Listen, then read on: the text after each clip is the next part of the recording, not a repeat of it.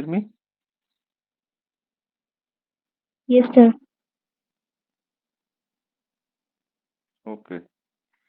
So let us start with the adenovirus disease. Adenovirus. Uh, we will be studying various diseases associated with Group 1 adenovirus. Group 1 adenovirus. It belongs to Adenoviridae family. Adenoviridae family. And we are going to study the genus of AV adenovirus. AV adenovirus. And there are numerous subgroups in that, especially the important ones for the the avian species are of three subgroups. The virus is having double stranded DNA, double stranded DNA, and it is non-enveloped. It is non-enveloped, and virus replicates in the nucleus. Virus replicates in the nucleus. Host range include chicken, chicken, which may show disease or maybe asymptomatic carrier. Chicken may show clinical disease or maybe asymptomatic carrier. And turkeys, pigeons, guinea fowl, turkeys, pigeon, guinea fowl, pheasants. Pheasants also show adenovirus, presence of adenovirus. And many wild and pet birds. And many wild and pet birds. The younger birds are more susceptible, and as the age grows, the the susceptibility starts reducing. The for susceptibility for clinical disease starts reducing. Transmission transmission. Vertical transmission is very important. This disease shows vertical transmission, and one bird one bird can be infected by multiple subgroups. One bird can be infected by multiple subgroups and transmit it either vertically or horizontally. Horizontal transmission is also very easy. Horizontal transmission is also very easy. Please try to remember this point. Please catch this point. In whichever disease we find the vertical transmission, the this transmission, even if it is occurring at, that means vertical transmission, even if it is occurring at very low percentage, negligible percentage, but that negligible percentage is actually not negligible in epidemiology. Even if it is a low grade transmission, out of 1000 bird, only one bird is doing that. That means less than 1%, far less than 1%. Still, we have to remember that it is epidemiologically very important. Okay. While in adenovirus, vertical transmission is not so rare. It is seen quite frequently, while horizontal transmission is very easy. In any case, in most of the diseases, the horizontal transmission is always very easy. That's why these diseases are maintained in the nature. While those diseases which are vertically transmitted are literally impossible to get rid of. They will somehow find their way in the nature. Hmm? So this disease shows very frequent uh, vertical transmission and very contagious, highly contagious horizontal transmission also. And virus appears in all secretions and excretions. Virus appears in all secretions and excretions with maximum in feces, with maximum in feces. So fecal contamination of feed, water, conjunctiva, it is very easily spreading the virus. The virus is also sexually transmitted by the semen, especially for AI. In artificial insemination, this virus is spread very easily. The question may come like this: name two diseases which are spread by artificial insemination in birds, in chicken. So that the answer will be one is adenovirus, other disease anybody remembers which is spread by artificial insemination? Yes, anybody remembers? See, difficult questions what we come across are name two diseases which are spread by artificial insemination and describe the pathology of anyone. Now you have to know first which are those two diseases. Otherwise, the pathology is gone. The question is lost. The two diseases, one is adenovirus, just now I have told. The other one is chicken infectious anemia. That is also spread by artificial insemination.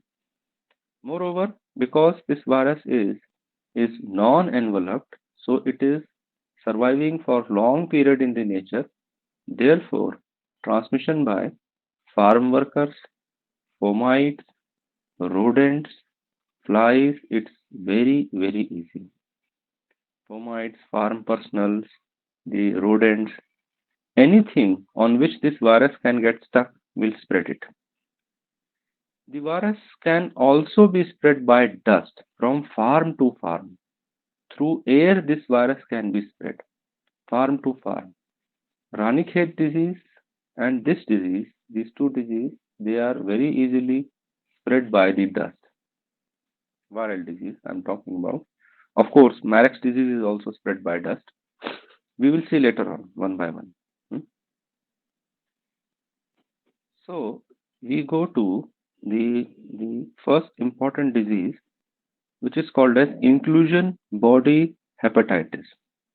Inclusion body hepatitis, and uh, in the over the years, first of there were some clinical forms of this disease. Like we have inclusion body hepatitis, then we had hydropericardium syndrome. In modern times, a more pathogenic variant is appearing called as called as hydropericardium hepatitis syndrome (HHS), which is quite combined of these two. HHS is quite a similar form of these two diseases, or I should say combined form of these two diseases. So first we see inclusion body hepatitis, and it is caused by foul adenovirus strains from 1 to 10 and 12. 1 to 10 and 12, and foul adenovirus type E for egg. Inclusion body hepatitis 1 to foul adenovirus 1 to 10 and 12, and foul adenovirus type E. This disease occurs in combination with, in as a concurrent infection, combination with chicken infectious anemia and IBD. And whenever they occur together, in this adenovirus disease, chicken infectious anemia, and IBD, they aggravate pathology of each other. They aggravate pathology of each other. In recent times, there has been a confusion amongst the scientists that which lesion is actually belonging to which one.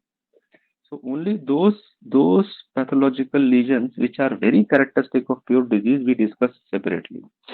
Okay, all right. So clinical signs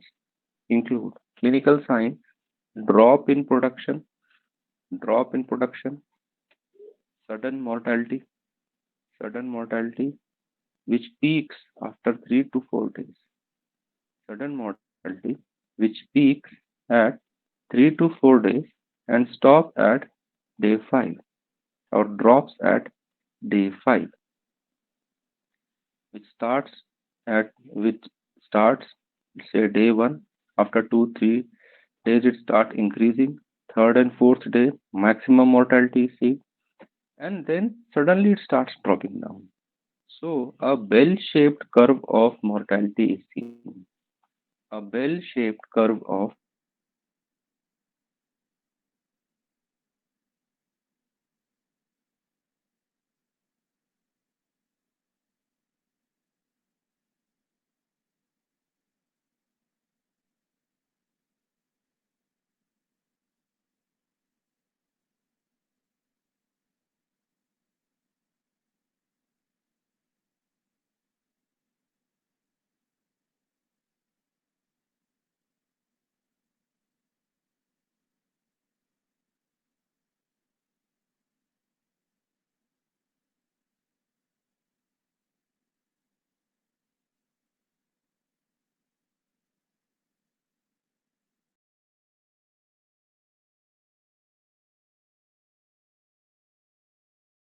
Position.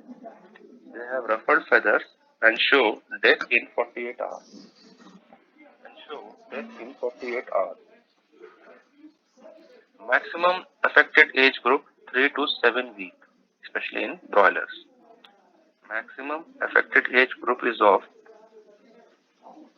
3 to 7 weeks, especially in broilers. Sometimes, sometimes as low as 1 week old bird and as high as 20-week-old bird also may show disease.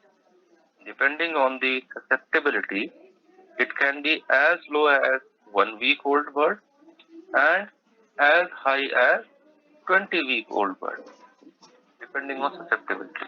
But most age group is 3 to 7 weeks. The gross findings The gross findings are our major affected organ systems are liver and hemopoietic system. Liver and hemopoietic system. Liver shows focal hepatitis, swelling. Liver shows focal hepatitis. Focal hepatitis means it will have patchy appearance. Patchy appearance. Whether it is congested patches or it is pale patches or discolored patches, but patchy appearance means you will have the uniform color will be lost and some patches start appearing. Focal hepatitis, swollen liver, which may show petechiations or ecchymosis. Swollen liver, which may show petechiations or ecchymosis. Petechiation are pinpoint hemorrhages, ecchymosis are patchy to linear hemorrhages. The carcass is anemic, sometimes icteric. Join this. Carcass is anemic, sometimes icteric. The, the skin and subcutaneous fat, uh, they appear yellowish. The skin and subcutaneous fat appear yellowish, especially when icteric condition. Not the fat is normally yellow, but icteric yellow will look like turmeric yellow. It will not be the normal fat yellow. It will be a bright yellow color. The various organs show hemorrhages, especially muscles. See, this muscular hemorrhage we have also seen in IBD, where there was faint faint brush hemorrhages, and and also in also chicken in chicken infectious infectious anemia. anemia. There also some linear and two patchy muscular hemorrhages may appear. And adenovirus also shows the muscular hemorrhages. Hmm? So various organs shows uh, hemorrhages, especially musculature, and there is bone marrow degeneration. Bone marrow degeneration. And very similar findings we have seen in chicken infectious anemia also. So while handling this disease in field, you have to be very careful. Hmm? Bone marrow is aplastic. Again, very similar to chicken infectious anemia. Bone marrow is aplastic, and there is resultant anemia, aplastic anemia or myelocytic anemia. Hmm? The bursa and thymus may show atrophy. bursa and thymus may show atrophy. So you see, literally adenovirus disease is overlapping with IBD and chicken infectious anemia. Hmm?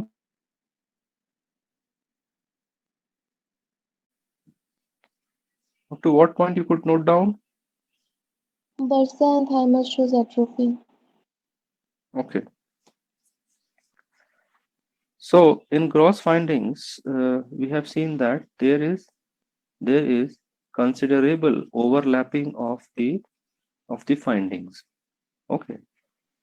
The histopathology uh, and the key point of hepatitis in gross finding are the major differentiating point or major differentiating findings in to differentiate it with chicken infectious anemia and IBD.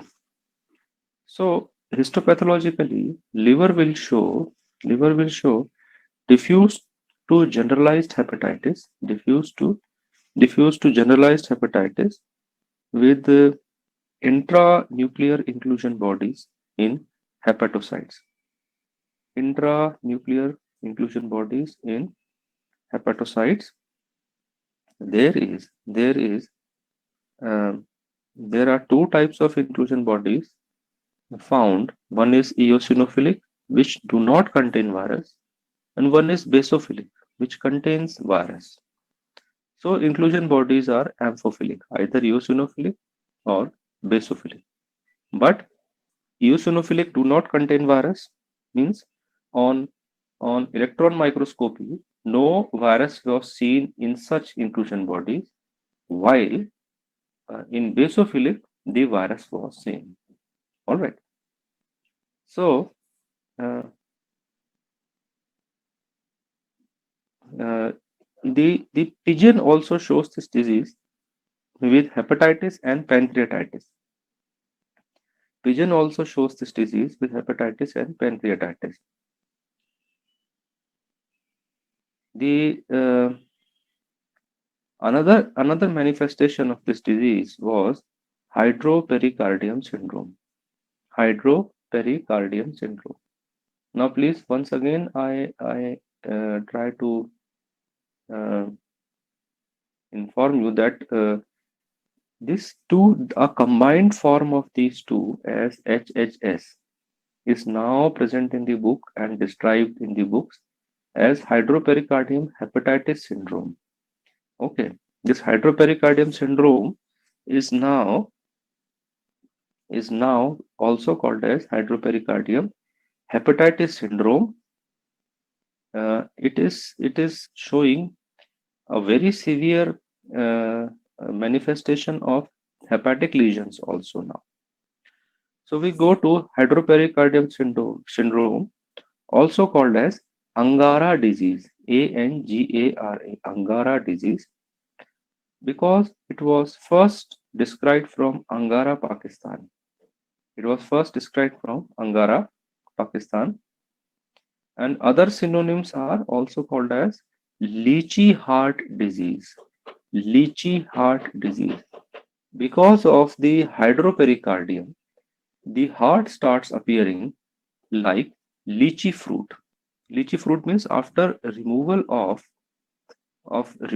the skin of fruit, we find a grayish colored pulp, and there is a dark colored seed inside. So in this hydropericardium syndrome, also called as sometimes hydropericardium hepatitis syndrome, the heart with hydropericardium starts appearing like lychee fruit, with hydropericardium appearing as grayish pulp and heart appearing as seed inside. It was first isolated from Angara, Pakistan, so therefore it is also called as Angara disease. Anyways, going ahead, etiology includes foul adenovirus type 4. Foul adenovirus type 4. Other associated ones are foul adenovirus 1 and 12. Foul adenovirus 1 and 12. uh, if we compare this disease with inclusion body hepatitis, this is showing more severity in all aspects. This disease shows more severity as compared to inclusion body hepatitis in all aspects, with presence of numerous, almost all cases of hydropericardium, with presence of numerous as well as numerous cases of hydropericardium. Hmm? Okay, the clinical picture includes sudden drop in production parameters, sudden drop in production parameters, low morbidity, low to variable morbidity, and variable mortality. Low to variable morbidity, and again dependent mortality, variable mortality. Variable mortality means 20 to 80%. The variable means 20 to 80%, depending on how much the susceptibility of flock is, how much susceptible the flock is. So morbidity is variable, mortality is also variable, 20 to 80%. This disease also shows bell-shaped mortality curve, bell-shaped mortality curve, which starts at 3 weeks of age, typically. It can be seen in most age groups, but very typically it starts at 3 weeks of age. By 4 to 5 weeks, mortality peaks for 4 to 8 days. The peak mortality is observed for 4 to 8 days, and then mortality declines. And then the mortality declines. The the inclusion body hepatitis mortality bell-shaped curve was of short duration and with low mortality. The hydropericardium syndrome mortality curve is for longer duration and consequently more number of birds dying. The adult age groups of breeders and layers are also affected, but with low mortality. But with low mortality. Gross finding, gross finding, clear to straw-colored fluid in the pericardial sac. Clear to straw-colored fluid in pericardial sac up to 10 ml, up to 10 ml of fluid in pericardial sac, or I should say hydropericardium with clear straw-colored fluid up to 10 ml in amount. Hydropericardium with clear straw-colored fluid with which is up to 10 ml in amount. There is pulmonary edema. There is pulmonary edema, swollen and discolored liver, swollen and discolored liver, enlarged kidney with distension of tubules, enlarged kidney with distension of tubules, multifocal pancreatic necrosis,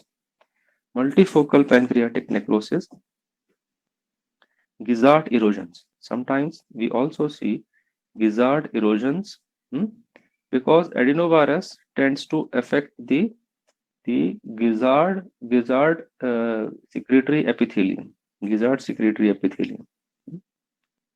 Okay. Sometimes we also observe ascites. With ascites, liver may be swollen or shrunken in size. With ascites, liver may be swollen or shrunken in size with rounded edges. Liver may be swollen or shrunken in size with rounded edges. There is ascites syndrome, a very separate disease, and then there is hydropericardium hepatitis syndrome. In both these diseases, ascites and hydropericardium occur together. All right. Ascites syndrome is a metabolic disease. Why hydropericardium hepatitis syndrome is infectious disease. All right. However, in recent observations, in field, they tend to appear similarly. They tend to appear together. That means I'm just not, you don't write in exam or anywhere, but try to understand this point. Histopathology, the heart and liver show multiple areas of focal necrosis. Heart and liver show multiple areas of focal necrosis, and liver shows basophilic intranuclear inclusion body in hepatocytes. Liver shows basophilic intranuclear inclusion body in hepatocytes. Any confusion till now in these two diseases? Any confusion? Anything you want to ask again? Sir, Yes? sir, etiology of inclusion Inclusion body hepatitis. Yes, sir. What Etiology. the foul adenovirus, FADV, we say foul adenovirus, FADV 1 to 10. 1, 2, 3, 4, 5, 6, 7, 8, 9, 10, all subgroups, and 12. And another subgroup, E, not subgroup, type, means type E, type E. Foul adenovirus type E. All right. Yes. Yes, sir.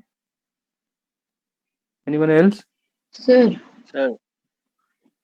Sir. Yes, one by one. Sir, can you Bolo. repeat the histopathology also? Of? Histopathology. Which one? Both? The last one. No, hydropericardium. In hydropericardium syndrome, the liver and heart show multiple necrosis, multiple areas of focal necrosis. Okay, multiple areas of focal necrosis, and liver will show basophilic inclusion bodies, intranuclear basophilic inclusion bodies in hepatocytes, intranuclear basophilic inclusion bodies in hepatocytes. Please remember, adenovirus diseases are characterized by intranuclear basophilic inclusion bodies, typically in hepatocytes. Okay. Or wherever, what is the site of predilection, there they will definitely form inclusion bodies. And that's a diagnostic feature, histopathological diagnostic feature, apart from molecular tests, etc., what we will discuss later on. All right. Somebody else was asking something? Sir, that in cross findings, the ascites is the ascites syndrome and the hydropericardium ascites syndrome. Something was there, sir. I missed that part. No, there is no. Hydropericardium syndrome is Angara disease, infectious disease. Ascites syndrome is a metabolic disease, which I will talk about it later on when I'll discuss metabolic diseases. All right. That we will discuss about that. Ascites syndrome and hydropericardium syndrome, both of them show hydropericardium and ascites. All right. Okay. And it is now being found in field that it is very difficult to differentiate. They also occur together. Metabolic factors contribute to ascites, and the infections also contribute to ascites and hydropericardium.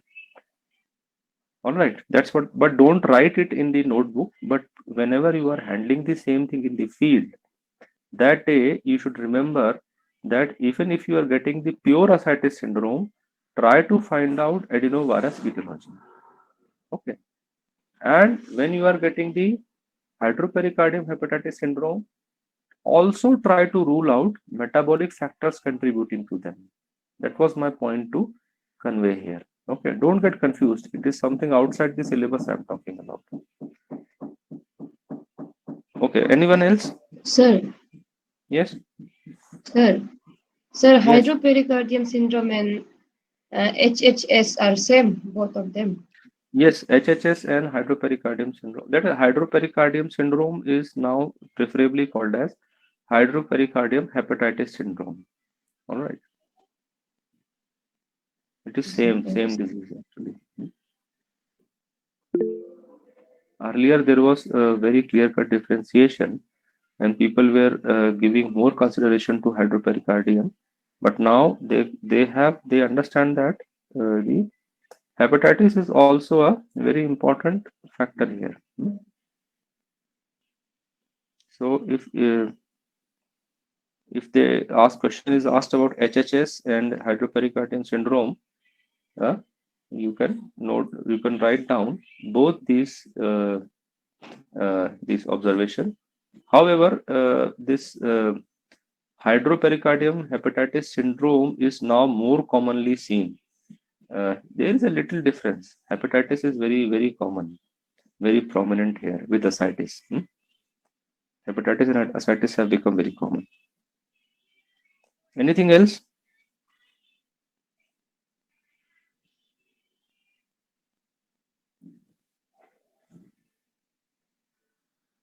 We will go ahead to other manifestations of adenovirus. One is gizzard erosion disease. Gizzard erosion disease, group 1 adenovirus, serotype 1 causes this. Gizzard erosion disease, serotype 1. It affects young broilers with mortality and distended gizzard with hemorrhages. Gizzard, there is mortality. Gizzard is distended with hemorrhages, and it contains multiple black patchy erosions.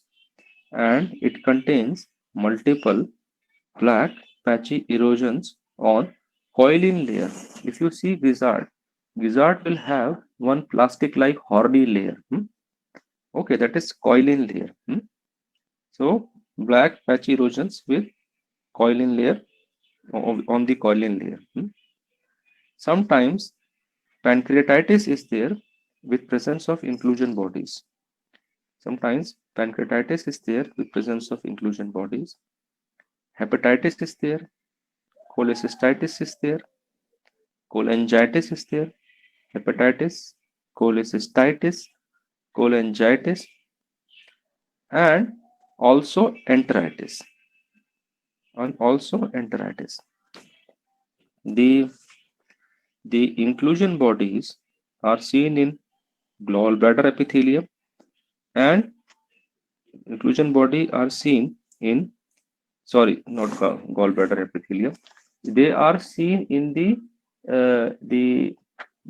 gizzard only. Okay, gallbladder epithelium is not showing this one.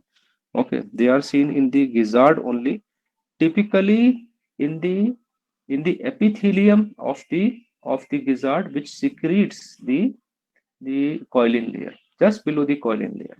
All right, and there is necrosis of this epithelium with infiltration of mononuclear cells. Necrosis of the epithelium with infiltration of mononuclear cells. Gizzard has three important parts, histological parts. One is the musculature. Then there is epithelium. This epithelium is responsible for secretion of some glycoproteinous material, which in contact with acid which precipitates in contact with acids and forms a horny layer on the gizzard. And now with muscles and this horny layer, gizzard crushes the food eaten by the bird. Now in this disease, when there is this epithelium is damaged, and where we find the inclusion bodies also, the coiling layer is lost, digestion is lost, hemorrhages appear, and the birds tend to die. All right. However, if you see that the hepatitis is also found in this disease. Hepatitis is also found in this disease. Then adenovirus respiratory diseases. Adenovirus respiratory diseases, subgroup 1 adenovirus. Subgroup 1 AV adenovirus. Subgroup 1 AV adenovirus. Adenoviral respiratory disease include mild respiratory disease with with catarrhal tracheitis and multifocal pneumonic lesions. Catarrhal tracheitis and multifocal pneumonic lesions. Lungs show hyperemia. Air sacs are cloudy. The pharynx and larynx show petechiation. Histopathology shows loss of cilia, epithelial necrosis, intranuclear inclusion bodies.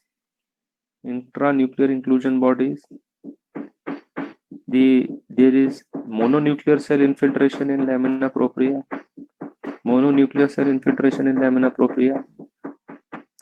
And multifocal to diffuse interstitial pneumonia. Now, this respiratory disease of adenovirus complicate infectious bronchitis and mycoplasma to give CCRD. Also complicates infectious bronchitis and mycoplasma disease to give CCRD. This adenoviral respiratory diseases complicate IB and mycoplasma, and it may contribute to development of CCRD. However, CCRD is typically IB or mycoplasma and E. coli. All right, that CCRD what we see is typically those three. But adenovirus can help in development of CCRD if it complicates IB or mycoplasma disease. And this has to be differentiated. Disease has to be differentiated from infectious laryngotracheitis and IB. Any confusion till now?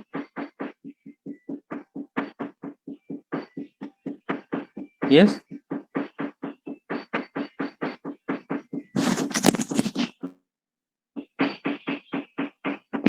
Any confusion till now? No. Can you hear me? Voice is clear?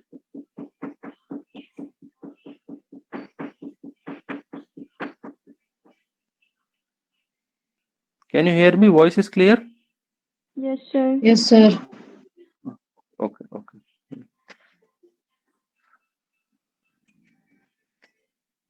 In turkeys, adenovirus cause respiratory disease, diarrhea, and poor egg production. In turkeys, it causes respiratory disease, diarrhea, and poor egg production. In geese and ducks, causes mortality in young age group with diphtheroid stenosing tracheitis.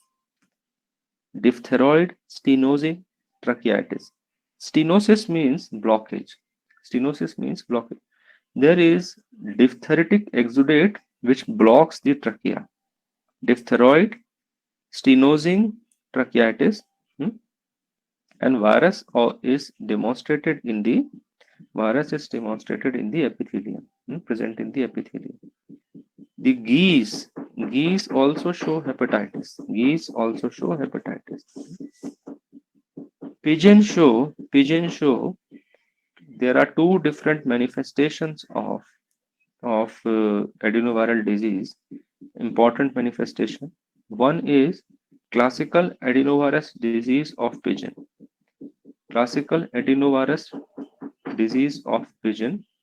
Characterized by watery diarrhea, vomiting, and weight loss.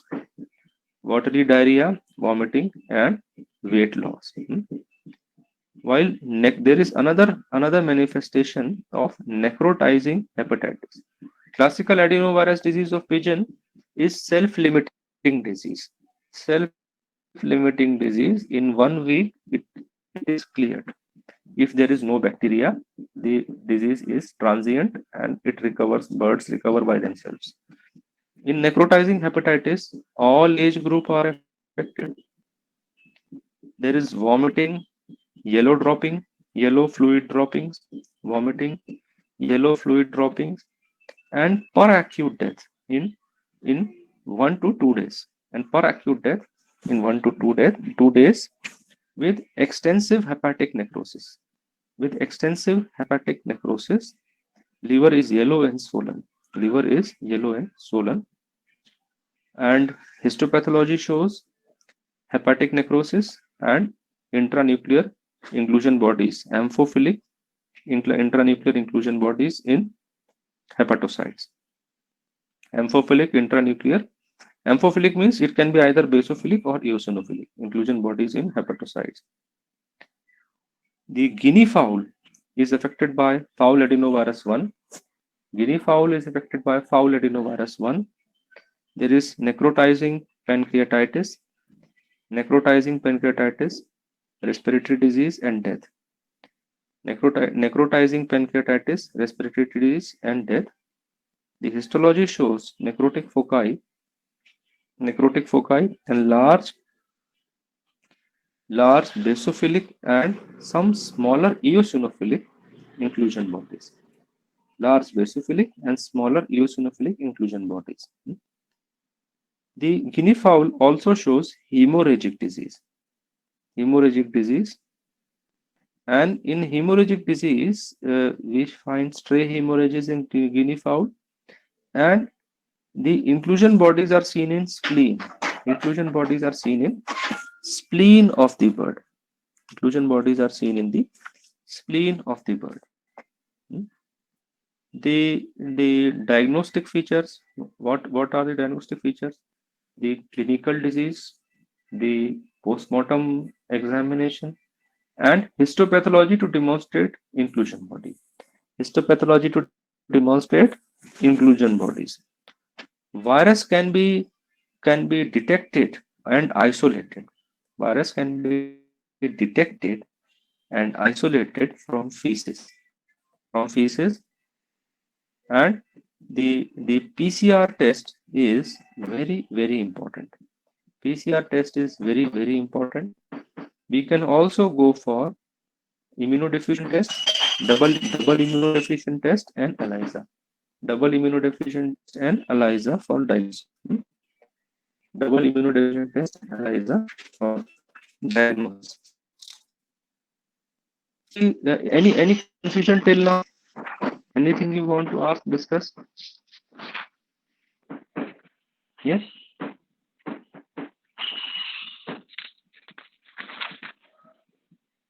All right. Then we go to egg drop syndrome. Next is egg drop syndrome. It is also called as EDS 76 or egg drop syndrome 76 because it was first reported by Dutch workers, Netherlands, in 1976. So the etiology is definitely the adenovirus. It is also called as atadenovirus. ATADENO. Adenovirus. Atadenovirus. It is not fowl adenovirus. It is atadenovirus, and the duck adenovirus type A. Duck adenovirus type A is causing egg drop syndrome. It is the disease of chicken. Okay. And the virus is duck adenovirus type A. It is not fowl adenovirus, it is duck adenovirus type A, or sometimes called as duck adenovirus type 1. Type 1. Strain is actually type 1. Species is type A, duck adenovirus type A, and strain is type 1. So sometimes also called as type 1. DADV type 1. Okay, that others one were FADV, fowl adenovirus. Here we have DADV. It is having the similar characteristic of replication in nucleus and forming inclusion body.